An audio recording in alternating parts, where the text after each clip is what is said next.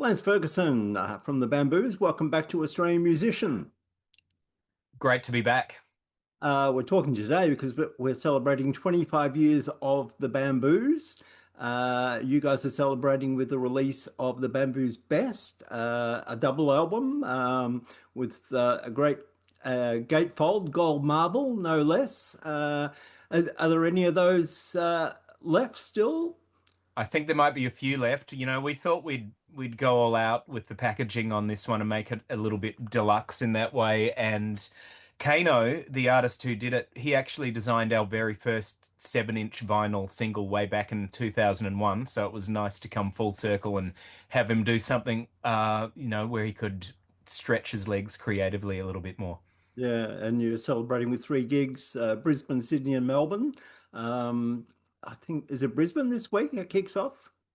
We're doing Sydney at the City Recital Hall on Thursday, and then we've got Brisbane at the Brisbane Festival on the Saturday. So yeah, kicking off, it's going to be fun.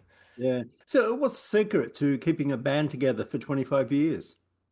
I think what keeps me going is I just always think we've never made the greatest Bamboos album. I'm always trying to make the perfect one. So I think that keeps me going because I'm like that one, we ticked some boxes there. I always want to improve the kind of craft of music making. So songwriting, mixing, recording, the whole package of everything that goes into making a record. I'm always trying to get better at that, and it's an endless, lifelong pursuit, and you'll never. I feel like you'll never get there, but the sort of journey is the reward. I mean, it sounds very Zen-like, and I wish I was that calm in general, but it's just trying to make stuff better every time. And I think when you've got that in mind, it does inspire you to keep going. Yeah. So, looking back to that first Nightcat residency in 2000, did you think then that there might be decent mileage in this band? It was really hard to know at that point, and we were just doing these little residencies at the Nightcat, which is a nightclub, ostensibly, but with live music, which was gave it a point of difference at that time. And that venue, it did have kind of a built-in audience, so we weren't selling tickets to these shows, and people would just come to the Nightcat anyway, and the band wasn't in a way the focus. So it was hard to really glean, would this go out of this venue? And it was one of the times we actually went up to Sydney for the first time, and played in a completely different venue, and it became a bit like a proof of concept. It was like, let's do what we do in a completely different place, and it seemed to work. People were dancing, people were responding well. So at that point, I knew that there was something. And then if you fast forward a few years away when we got signed and we to a UK label, we went and toured Europe and got a really positive response at that point from crowds over there. And then, things went on. Yeah. You came to playing music sort of a little bit later in life. Do you think that gave you a different perspective compared to musicians who started off really young? It gave me a different perspective on reading music, which I've never been great at doing. But I did really work hard on that as an adult, really. Yeah, I kind of started playing guitar at about 16, 17, but I was just sort of messing around. I didn't really seriously start having lessons and properly doing it till I was around 18. So it is a kind of a late starting scenario. I mean, all my friends who are musicians, all the most of the players in the Bamboos, they've been playing their instruments since they were 4, 5, whatever. So I didn't have that kind of studied background of that. I managed to get into jazz school in Melbourne just through an audition, so I was able to get in there. But yeah, it's an interesting question. I think I was at the same time as I got into playing an instrument, I was also enamored with the whole DJ culture and club culture of what was going on. So I feel like those two worlds of music have kind of run concurrently in my head. So while I was learning things on guitar that I loved, I was also learning about records and more obscure artists and crate digging culture and all that sort of stuff. And I think those things sort of informed each other in terms of how I came up experiencing music. Yeah. Across 11 studio albums, I think, for the Bamboos. The sound has evolved from deep funk into more complex blends of soul and songwriting. How do you decide when it's time to shift or reinvent the sound? I think it's when I kind of get a bit bored. I don't really want to make the same record over and over again. And what has come into play over well, geez, it's decades now, is that yes, there is a consideration of what our audience might like to hear from us. And I do like to challenge the audience and throw them some curveballs. But the Bamboos is obviously not like a mainstream band. We have a really, I think, devoted and dedicated niche fan base that are into our music. So it does come into my head, what can I give you guys that might, surprise you, challenge you, and um there's a temptation to, give the people what they want and keep making the type of records that I feel like people might want us to make, but I always kind of want to do something a little bit different. Yeah. Has it been difficult to get the live essence of the band on record? I think some records are a better representation of that than others. I feel like the album Hard Up, which is a couple of albums back, was a deliberate attempt from us to really capture that raw energy. And we did that by actually going away as a group to a country house and we recorded all together, live takes, tried to make it as kind of back to basics as we could in that way. And I think that album is a nice representation of that. Whereas on other things, I've gone to town with string sections and literally bells and whistles and that can be fun too. Um, and we've also done live records. So I mean that is what it is. But I feel like our next record, and there is going to be a next record that we're going to be working on after after we get through the campaign of this. I think it is going to go back to a more stripped down, back to basics approach, which is attractive to me. I think it's fun to do it that way. Yeah. The rhythm section is very important to the Bamboos. You've had various drummers and bass players over the years. What are the elements that you look for in your drummer and bass player? I think well, how can I put this? Having the lack of ego that enables you to sit on a repetitive groove, a repetitive bass line or a repetitive drum part and just play that for, several minutes without deviating, without changing, without getting bored with it. And I think that is at the essence is uh I think sitting on a groove. And that's what I think the Bamboo's rhythm section does really well. Of course, there's moments for flourishes and especially live. But I think if you can sit on a groove, that makes you a good contender to play in the Bamboo's rhythm section and not get bored and change after 4 bars what you're doing. We've had some incredible players over the years. But Yuri Pavlinov, who's been our bass player since 2003, he's definitely someone who knows how to sit on a groove, for sure. Yeah. Over 25 years, you've seen the industry change dramatically from pressing 45s in the backyard to streaming. What's been the most challenging adjustment?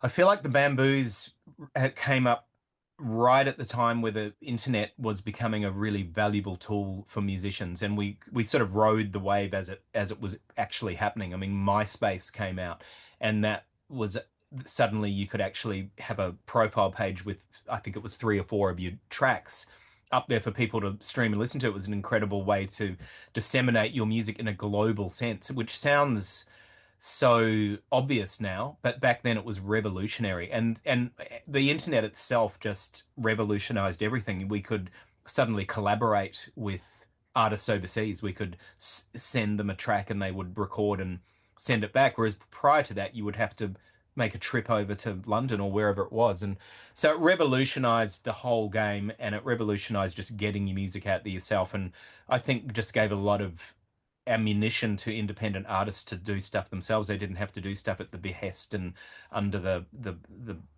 puppet master of a record label, a major record label, doing that. In terms of what's challenging, though, I would say for me, because I am an old man, that there is a tendency these days for musicians to basically almost live their lives online and post and post, and you're encouraged by your label, by everyone to just keep posting stuff all the time. And if you're kind of more of a private person like I am, you can, I mean, that's a bit at odds with my personality type. So in answer to your actual question, the most challenging thing to me is to, be engaging with social media all the time as a musician, which you have to do it. But I don't want to really live my personal and private life online. It's just not for me. So it's finding the balance of where that works. I think that's the most challenging thing.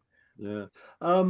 Speaking of challenges, how hard was it nailing down this collection to 20 tracks? It was really challenging because I mean I don't sit around listening to my music all the time because I kind of don't. I look, sometimes I can do it, but I start scrutinizing the mixes and going, oh man, I wish I'd have turned the thing up there and all that sort of stuff. So in this scenario, I was forced not only once we made the track selection, but I had to sit down and sign off on the masters and listen through to the whole thing 3 or 4 times with headphones, go over it with a fine-tooth comb. So that was confronting.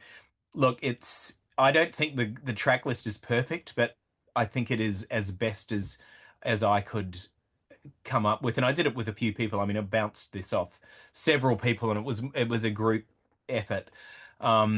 It's finding a balance of what you think are no-brainer tunes to put on something like this that have to be on there versus ones that maybe are songs that are not even singles or anything, but they're songs that are big for us live. So there's a fair few tunes on there that are more like album cuts, but they're big tunes for us live, so they had to go on. But yeah, I did agonize over the track list. Yeah.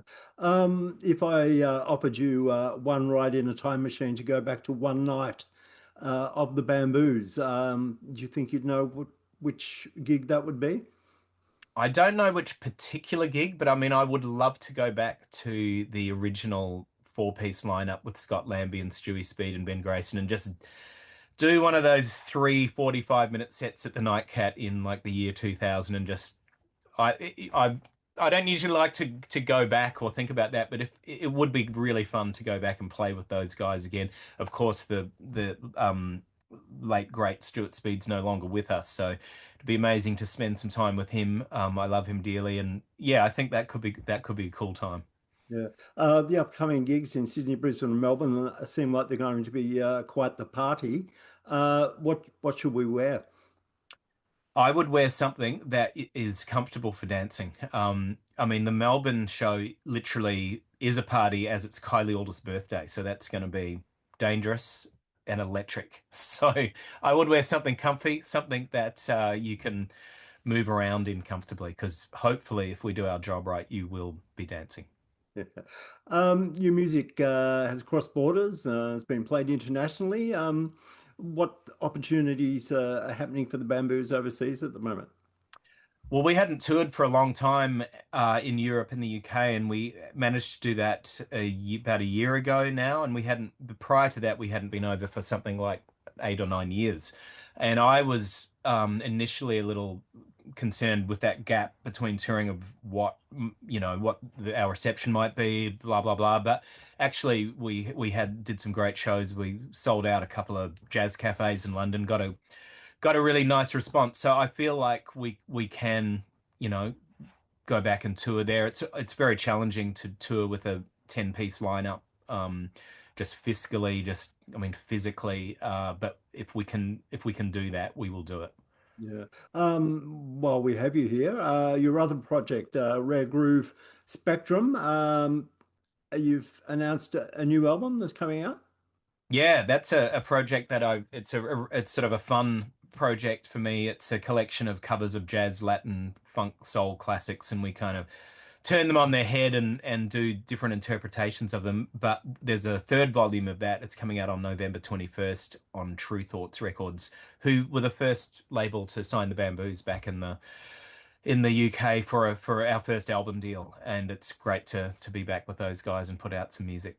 Yeah, and there's a new single, Dominoes, that's out at the moment. Yeah, yeah, that came out last week. So uh, nice to hear this music out there because most of the time these records are kind of on the shelf for at least 6 months beforehand. So when they actually get released, my head goes back to them. I'm like, yes, actually, um, I'm excited about this music again. Yeah. What about bucket list projects, things in the back of your mind that you want to get to one day? I've always wanted to make a soundtrack record. I mean, that would be amazing. I did one recently, but I had to kind of make up the whole. It's like I made up the movie so I could make a soundtrack for it. But I'd love to like actually make a proper one for a real movie. That would be great. I mean, I'm always up for collaborating with new artists and young artists and I think someone asked me the other day who one of my um, dream vocalist to do something with would be, and I'd love to do something with Leon Bridges, who I highly rate as an artist. So yeah, there's always aspirations to do things like this, but also I want to do a jazz guitar record because that's kind of where I got my start, and I'd love to sort of come back and make a record focused on that kind of style. Yeah. What are you most proud of with the Bamboos? Oh, good question. I mean, I feel like proud of all of the musicians who've come through the band and gone on to do amazing things themselves. I mean, because I really I guess I have really high standards and I want to work with the best musicians. The thing is, if you get the best musicians in your band, most of them have their own projects because they are in the upper echelon of what's going on. So I feel proud of what, people like Graham Pogson, our drummer, he's got an incredible band called Mondo Freaks that have just got an album out. Obviously, everything Kylie August has done over the years with all her solo projects. Rita Satch, who's in the band, has got a really great album out. So all of these people I've had the honor and privilege to work with have sort of flourished, and I like, well, I don't know, but I hope I might have had some influence on them. And in addition to that, I guess, if the Bamboos have made some sort of contribution to the Australian music scene, to the soul scene, I would, I guess, feel proud of that. I mean, I feel in some ways our contribution might be almost like musical enablers, because when you see someone do something, it makes it possible in your mind, and you go, yes, we could do that too. And that was definitely something I felt at the beginning when we did our first 45 7-inch back in 2001. I was reading these magazines, these bands in New York and stuff, pressing 45s, and I was like, we could do that. So maybe if some young musician around, a bit after that saw us doing it, they were like, maybe the same thing might have happened. So yeah, it's hard for me to have perception on that myself, but I feel happy that we've made a contribution. Yeah. Well, that's very great to catch up. Congratulations again on the 25 years, and we look forward to these upcoming shows. Thank you so much, and thank you for your support over the years as well.